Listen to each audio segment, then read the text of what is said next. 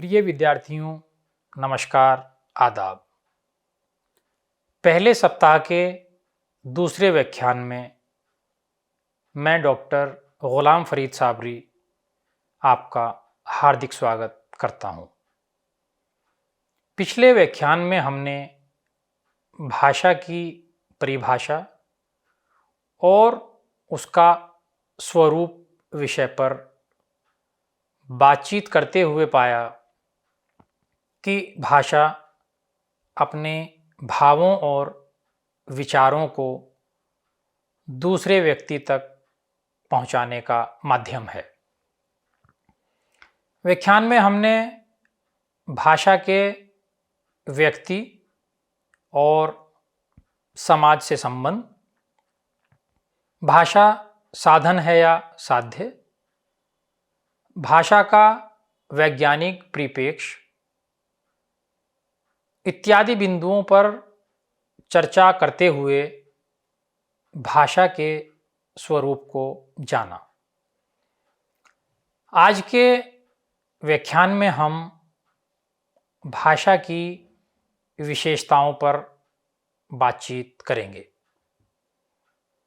इस विषय के अध्ययन के बाद आप भाषा की सभी विशेषताओं से परिचित हो सकेंगे, जैसे भाषा कैसे सीखी जाती है, भाषा सामाजिक प्रक्रिया कैसे है, भाषा परिवर्तनशील कैसे है, भाषा का कोई अंतिम रूप क्यों नहीं है, और एक भाषा की संरचना दूसरी भाषा से कैसे भिन्न होती है, इत्यादि।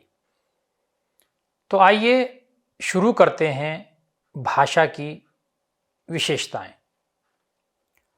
भाषा की विशेषताओं पर जब हम नज़र डालते हैं तो सबसे पहली विशेषता हमारे सामने आती है कि भाषा अर्जित संपत्ति है, पैतृक नहीं। अर्जन का अर्थ है ग्रहण करना या सीखना। किसी भी मनुष्य का बच्चा जन्म से ही भाषा सीखकर नहीं आता, बल्कि जिन भाषा भाषियों के बीच उसका जन्म होता है, उसका पालन पोषण होता है और जो भाषा उसे सुनने को मिलती है, वही भाषा वह सीख लेता है। वह अपने पारिवारिक और सामाजिक वातावरण से ही भाषा को सीखता है।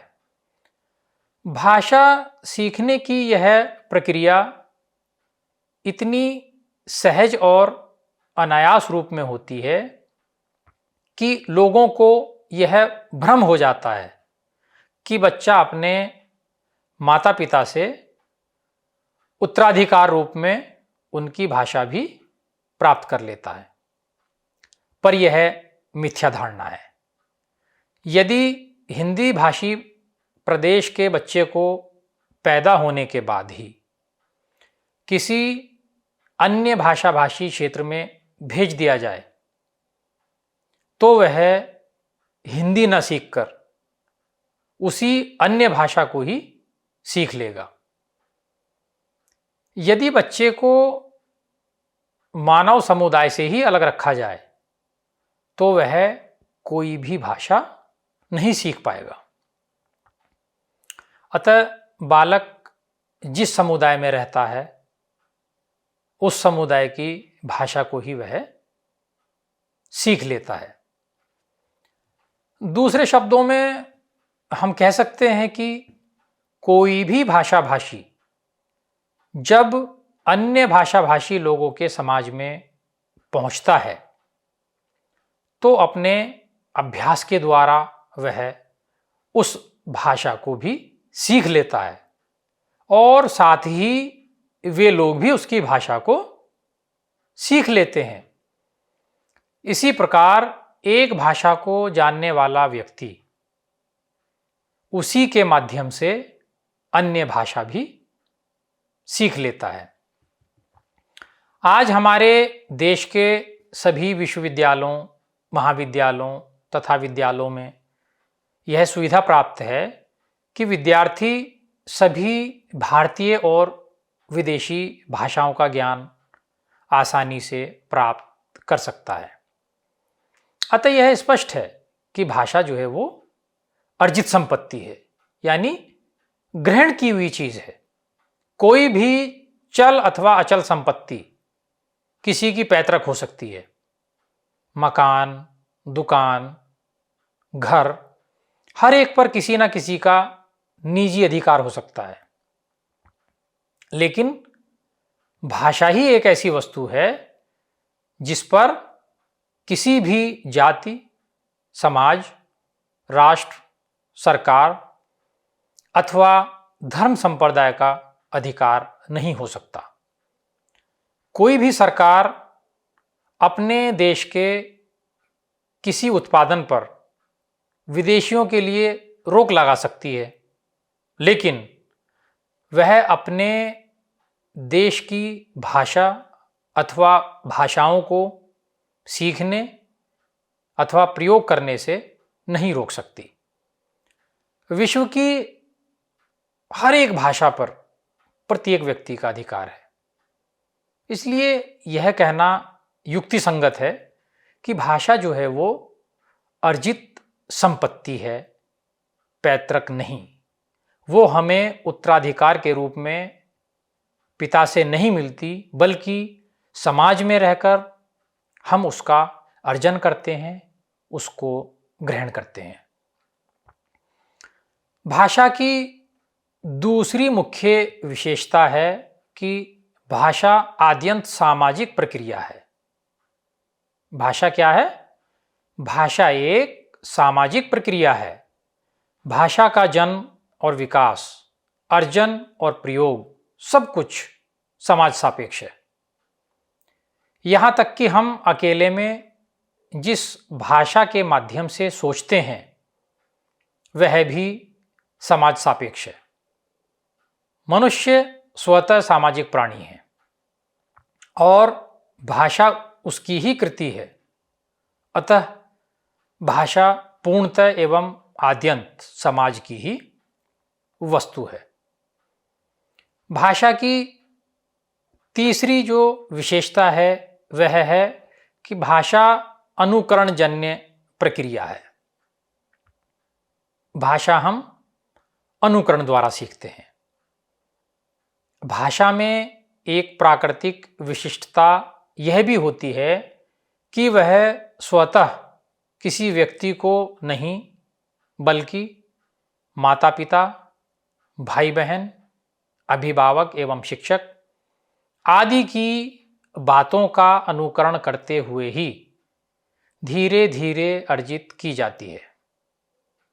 यही कारण है कि भाषा न जानने वाला बच्चा अपने व्यवहार में आने वाले व्यक्तियों को किसी भी शब्द का जैसा भी उच्चारण करता हुआ सुनता है, स्वयं भी वैसा ही बोलने लगता है। ग्रामीण बच्चों और शहरी बच्चों के शब्दोच्चारण में यही अंतर रहता है, क्योंकि वो जैसा सुनते हैं वैसा ही सीखते हैं।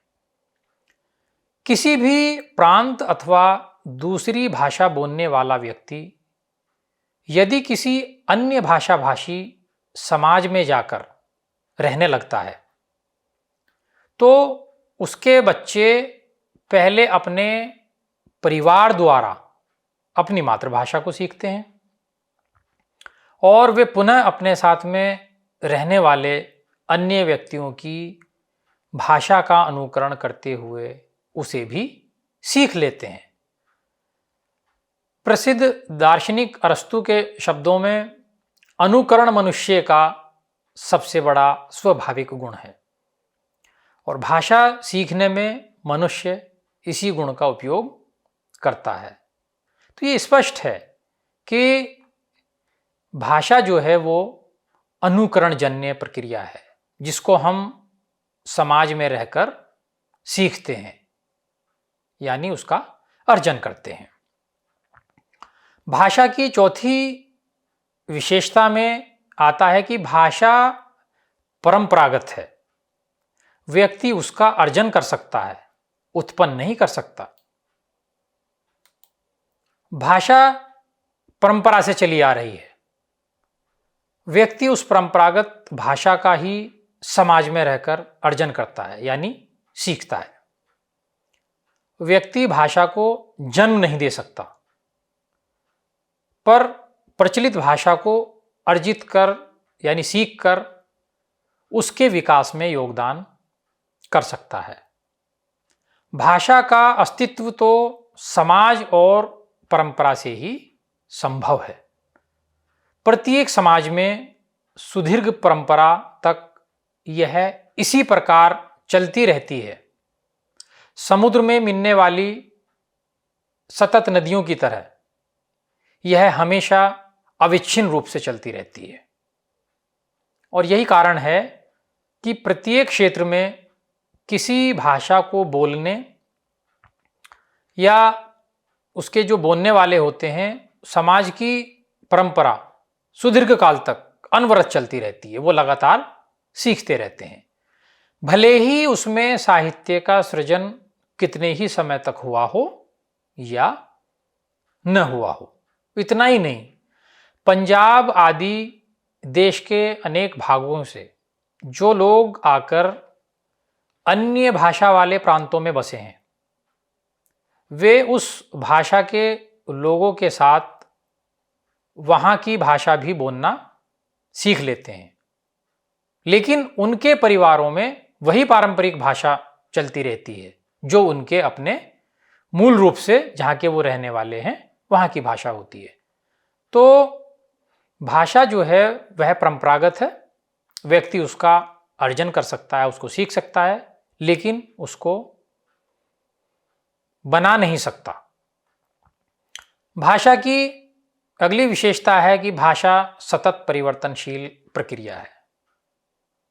जैसा कि मैंने आपको बताया कि अनुकरण द्वारा ही हम भाषा सीखते हैं, और यह प्रक्रिया ही भाषा की परिवर्तनशीलता का या दूसरे शब्दों में विकासशीलता का एक प्रमुख कारण है।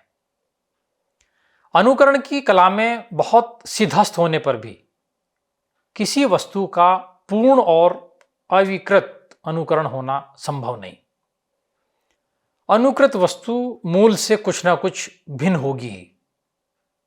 अनुकरणीय व्यक्ति से अनुकरणकर्ता के शारीरिक और मानसिक गठन की भिन्नता ही अनुकरण की क्रिया में भिन्नता ला देती है और भाषा में परिवर्तन होता जाता है।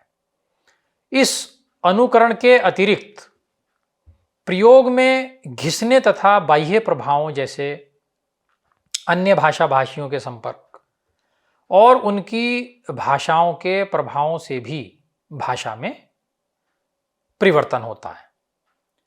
भाषाई परिवर्तन ध्वनियों, शब्दों, पदबंधों एवं वाक्य संरचनाओं आदि सभी स्तरों पर हो सकते हैं, पर यह परिवर्तन इतने परोक्ष रूप से और इतने धीरे धीरे होते हैं कि उनका पता तत्काल नहीं चलता।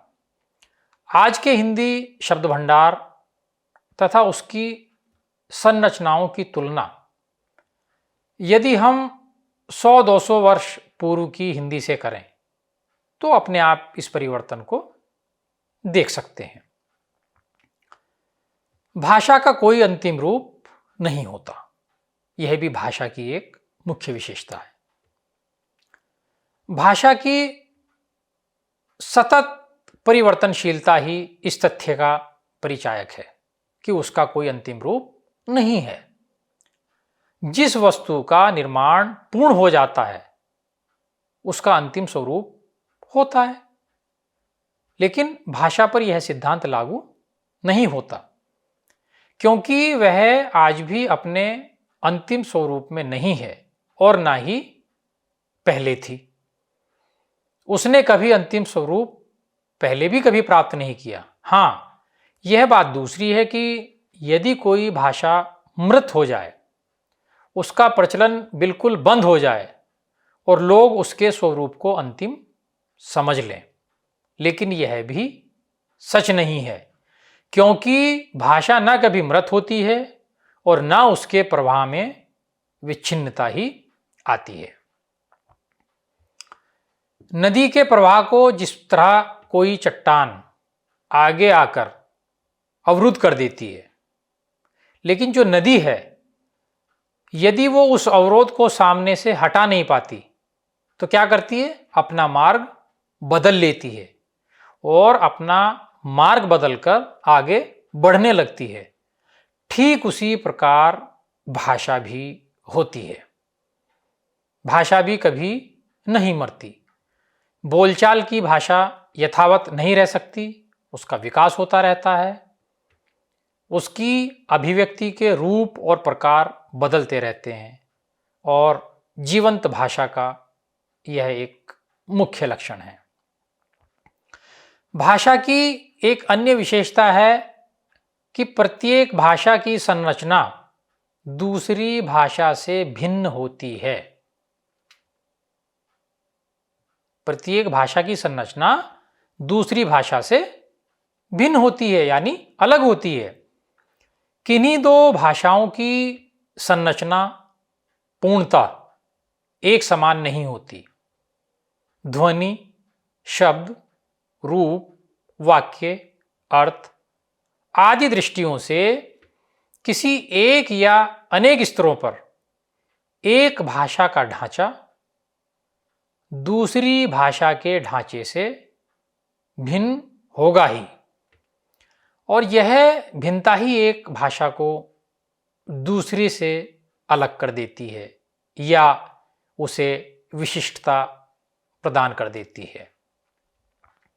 इस विशिष्टता को न मानने वाले या उस पर ध्यान न देने के कारण ही हम अन्य भाषा सीखते हैं और अन्य भाषा सीखते समय अपनी भाषा के रूप उस दूसरी भाषा पर आरोपित कर देते हैं। तो प्रत्येक भाषा की जो संरचना है वो दूसरी भाषा की संरचना से अलग होती है। भाषा की विशेषताओं में हम देखते हैं कि भाषा स्वभावतः कठिनता से सरलता की ओर प्रवाहित होती है।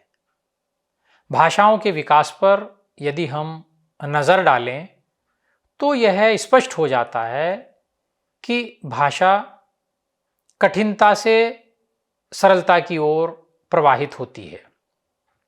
यह मानव स्वभाव है कि वह कम से कम प्रयत्न में अधिक से अधिक उपलब्धि चाहता है और इस स्वभाव के अनुसार वह भाषा के प्रयोग में भी सरलता की ओर उन्मुख रहता है।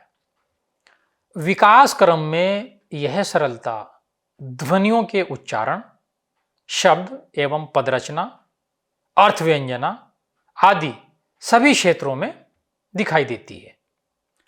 मुहावरों एवं सूक्तियों का प्रयोग इसी दृष्टि से प्रचलित होता है जिससे कम से कम शब्दों में अधिक से अधिक आशय प्रकट हो सके।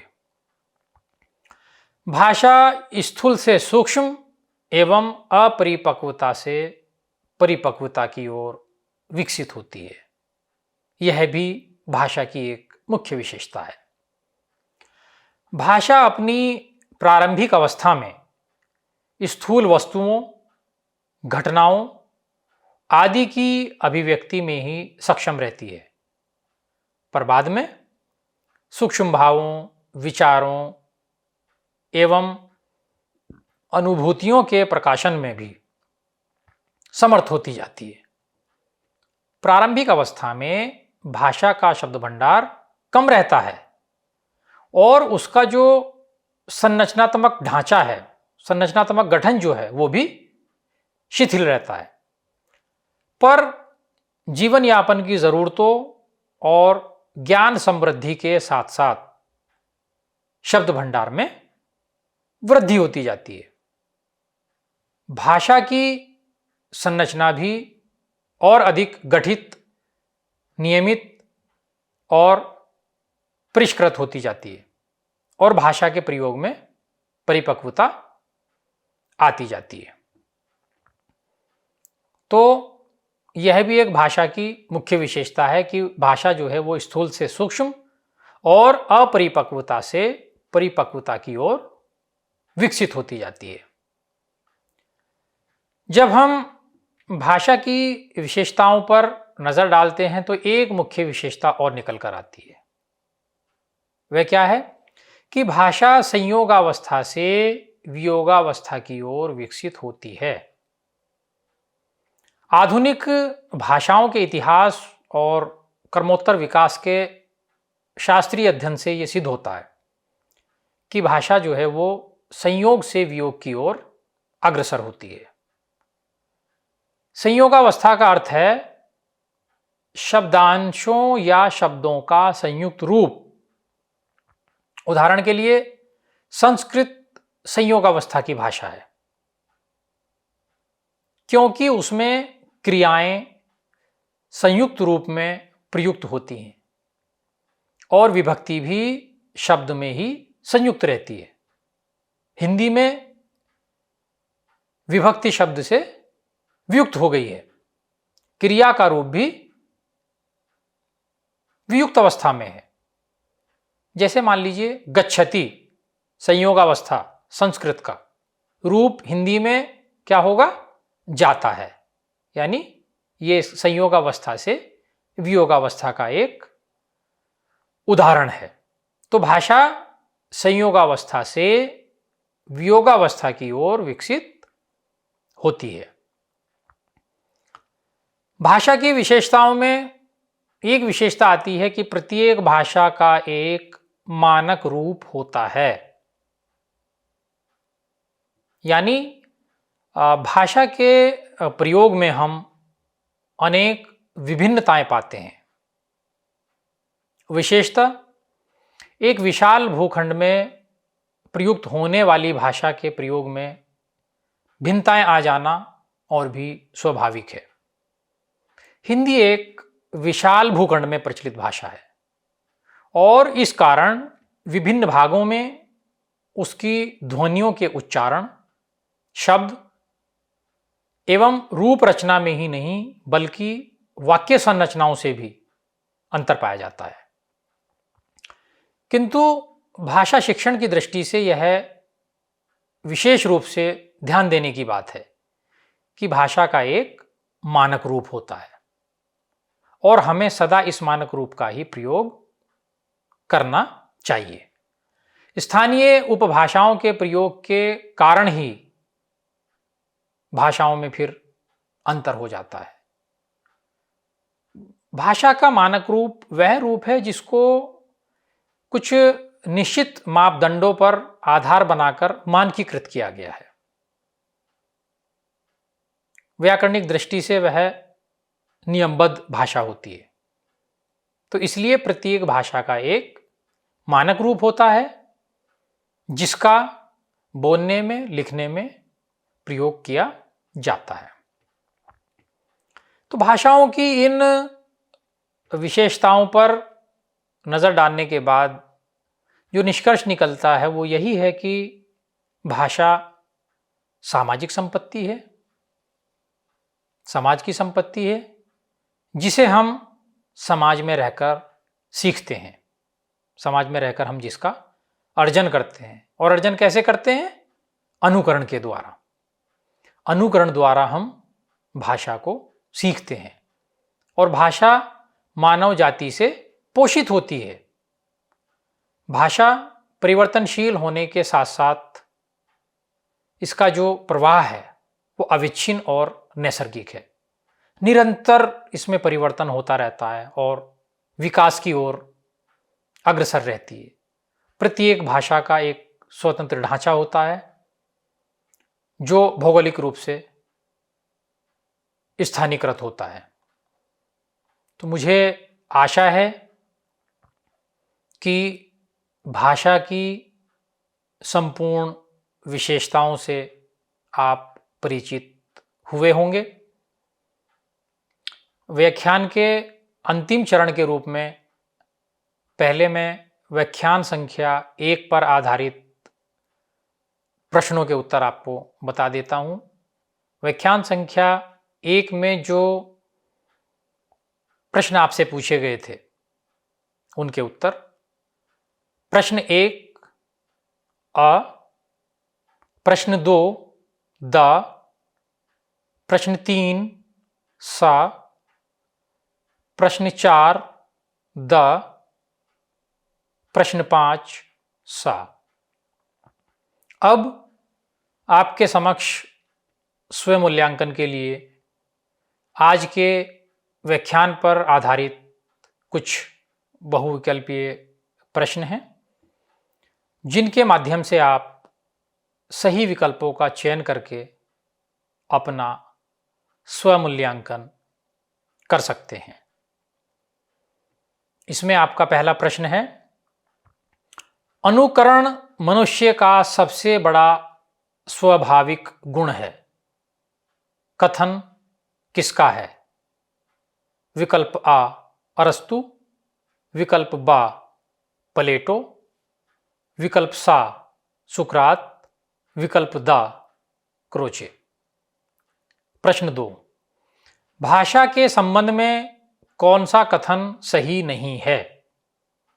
विकल्प आ, भाषा परिवर्तनशील है, विकल्प बा, भाषा रजित संपत्ति है, विकल्प सा, भाषा को व्यक्ति उत्पन्न कर सकता है, विकल्प दा, भाषा का कोई अंतिम रूप नहीं होता। प्रश्न 3, गच्छति संयोगावस्था का रूप हिंदी यानी वियोगावस्था में होगा। अ, जाना है, विकल्प ब, जा चुका है, विकल्प सा, गया है, विकल्प दा, जाता है। प्रश्न 4, मुहावरों एवं सूक्तियों का प्रयोग किस दृष्टि से प्रचलित होता है?